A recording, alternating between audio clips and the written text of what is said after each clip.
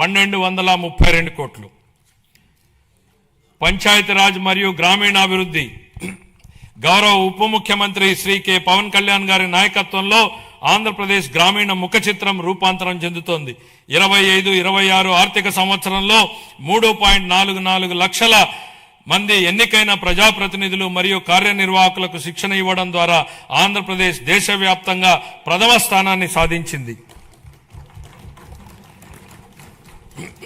August 15, 2019 నుండి 24-25 వరకు అమల్లో ఉన్న జల్ జీవన్ మిషన్ కింద గత ప్రభుత్వం మొత్తం 26,824 కోట్ల రూపాయల ప్రాజెక్టు వ్యయంలో కేంద్ర భాగస్వామ్యం లభించిన నిధుల్లో కేవలం 2,255 కోట్లను మాత్రమే వినియోగించింది.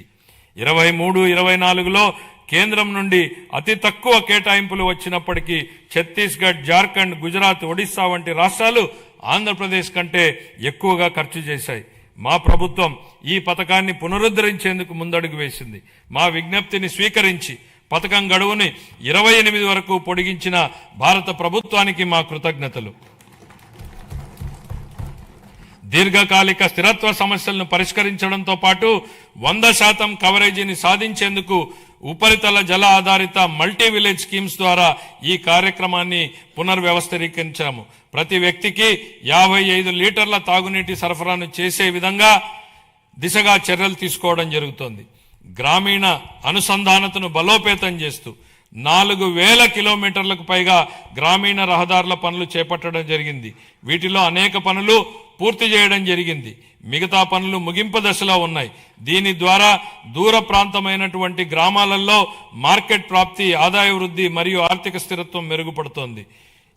శాస్కీ కింద 2,123 కోట్లను కేటాయించడం జరిగింది.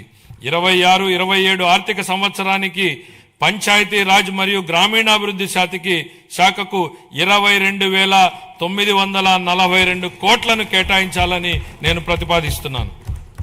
పర్యావరణం, అటవీ, విజ్ఞాన శాస్త్రం, సాంకేతిక శాఖ 2019-20 మధ్యకాలంలో పరిపాలనా వైఫల్యాల కారణంగా ఎర్రచందనం అక్రమ రవాణా, అక్రమ గనుల తవ్వకం, అటవీ భూముల ఆక్రమణ వంటి ఘటనలు చోటు చేసుకున్నాయి.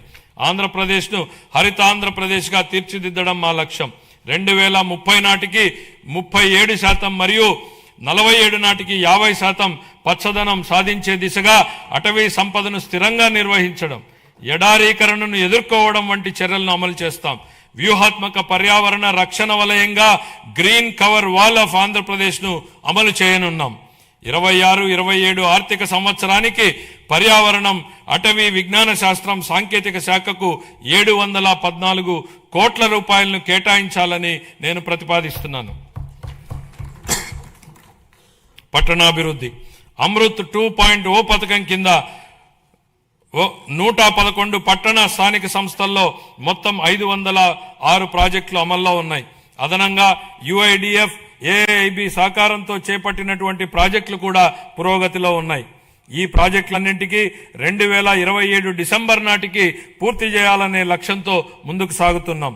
ఆ సందర్భంలో 2 సంవత్సరాల వ్యవధిలో UIDF కింద ఆంధ్రప్రదేశ్కు అదనంగా 4,000 కోట్లను మంజూరు చేయడంలో సహకరించిన గౌరవ కేంద్ర ఆర్థిక మంత్రి గారికి మా కృతజ్ఞతలు. 1982లోనే స్వర్గీయ ఎన్టీ రామారావు గారు ఆహార భద్రతా ప్రాధాన్యతను గుర్తించారు. అదే స్ఫూర్తితో మా ప్రభుత్వం 204 అన్నా క్యాంటీన్లను నిర్వహిస్తోంది.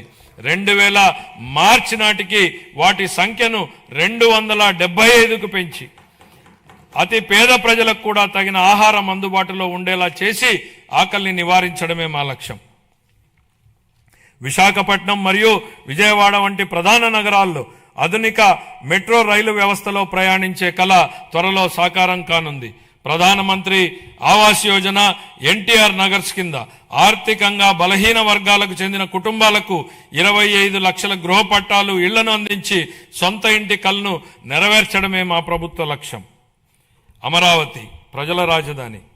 మా ప్రజల రాజధాని అమరావతి అభివృద్ధికి మద్దతు అందించిన గౌరవ ప్రధానమంత్రి శ్రీ నరేంద్ర మోడీ గారికి హృదయపూర్వక కృతజ్ఞతలు. ఆంధ్రప్రదేశ్ శాశ్వత రాజధానిగా అమరావతికి చట్టబద్ధత హోదా కల్పించే ప్రక్రియ ప్రారంభించినందుకు ఆయనకు ప్రత్యేక ధన్యవాదాలు. వివిధ ఆర్థిక సంస్థల ద్వారా స్వయం సమృద్ధి నమూనాలో నిధులను సమీకరించి పనులను వేగవంతంగా